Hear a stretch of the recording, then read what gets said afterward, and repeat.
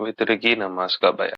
वितर की जो नमाज है वो वाजिब है, और वाजिब का मर्तबा करीब करीब है कि फर्ज की है, और इसको छोड़ना बड़ा गुनाह होता है। अगर कभी छूट जाए तो जब मौका मिले उसकी फौरन कज़ा पढ़ लिया जाए।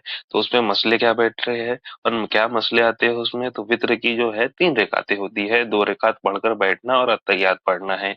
और दरूद शरीफ बिल्कुल नहीं पढ़ना है। दूसरी रकात में बैठेंगे तो अत्तहियात पढ़कर नमाज के लिए तीसरी रकात के लिए खड़े हो जाना है, और अल्हम्द और सूरत पढ़कर अल्लाह अकबर कहना है। और औरतों के लिए है कि अपने कांधों तक, और मर्दों के लिए है कि कानों तक हाथ उठावे और फिर बांध ले, और दुआए कुनूत पढ़कर रुकू कर ले, और तीसरी रकात पढ़कर अत्तहियात दरूद शरीफ पढ़कर सलाम फेरे। ये थी वित्र की नमाज पढ़ने का तरीका।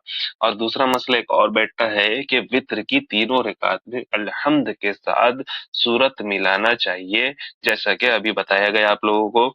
चौथी बात है, अगर तीसरी रकात में दुआए कुनूत पढ़ना भूल गया और जब रुकू में चला गया तो याद आया कि अब दुआए कुनूत पढ़ना बल्कि नमाज को खत्म पर सजदा सहू कर लें। और अगर रुकू छोड़कर उठ खड़ा हुआ और दुआए कुनूत पढ़ ले तब भी खैर नमाज होगी, लेकिन ऐसा ना करना चाहिए था।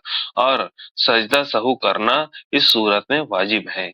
और एक और मसला है इसमें, जिसको दुआए कुनूत याद ना हो या पढ़कर भूल गया हो, तो उसको ये पढ़ना चाहिए कि रब्बना आतिना फिद दुनिया हसनतु व फिल आखिरति हसनतु व क़िना अज़ाब। या फिर 3 दफा ये भी पढ़ सकते हैं अल्लाहुम्मा फ़िरली, इसको 3 दफा पढ़ना है। और एक और जो चीज है जिसको 3 दफा पढ़ सकते हैं, या रब या रब या रब, इसको भी 3 दफा पढ़ सकते हैं।